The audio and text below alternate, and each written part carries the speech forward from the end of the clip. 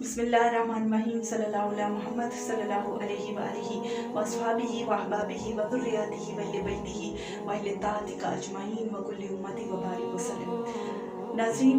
एक तन्हाई एक ऐसी नेमत है, एक ऐसी रहमत है अल्लाह ताला की कि जिसको अल्लाह अपने करीब करना चाहे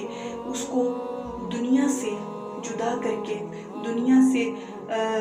उसका ताल्लुक मुनक़ता करके अपने साथ जोड़ लेता है। उसे दुनिया की हकीकत दिखाकर, उसे दुनिया की असलियत दिखाकर उसे अपने करीब जब करना चाहता है तो उसे तन्हाई मुयस्सर करता है। जब इंसान दुनिया की हकीकत को देखता है, दुनिया के बदलते हुए रूप को, दुनिया की बदलती हुई के चेहरों को, रंगों को देख लेता है, तो उसके बाद वो इंसान दुनिया से कटकर अपने रब के साथ जब जुड़ता है तो तन्हाई ही में उसको अल्लाह का कुर्ब नसीब होता है। जब वो अकेला हो जाता है, जब वो दुनिया की सारी हकीकतों को देख चुका होता है, दुनिया के धोखों को जब वो उसको सह चुका होता है, उसको सरवाइव कर चुका होता है, तो वो फिर तन्हाई में अपने रब का साथ ढूंढकर उसमें सुकून हासिल करता है। तन्हाई बुरी चीज़ नहीं है, याद रखें, तन्हाई बुरी चीज़ नहीं है। खुद को तन्हा समझना और महसूस करना ये बुरा है,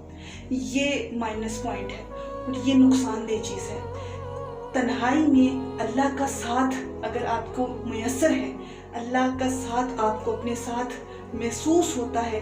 तो ये सबसे बेहतरीन चीज़ है, ये सबसे बड़ी रहमत है और यही सबसे बड़ी नेमत है कि इंसान तन्हाई में तो हो लेकिन खुद को तन्हा महसूस ना करे। उसे अपने इर्द गिर्द हमेशा अपने रब के अपने साथ होने का एहसास जो है वो उसके अंदर मौजूद हो। उसे हर वक्त यही महसूस हो कि मेरा रब मेरे साथ है, मेरा रब मुझे संभाल रहा है, मेरा रब मुझे हर वक्त देख रहा है, मेरा रब मुझसे बहुत मोहब्बत करता है, मेरा रब मुझे बहुत प्यार करता है। वो तन्हाई में भी जो है वो हर वक्त हर लम्हा मुझे उसका कुर्ब नसीब होता है। और मैं जब तन्हाई में नमाज़ पढ़ता हूँ या मैं कोई तन्हाई में ऐसा अमल करता हूँ जो सिर्फ़ और सिर्फ मेरा रब ही देख रहा होता है, तो वो अमल मेरे लिए दुनिया का सबसे कीमती अमल बन जाता है, एक ख़ास एक अनमोल अमल बन जाता है जिसका गवाह सिर्फ़ और सिर्फ मेरा रब होता है।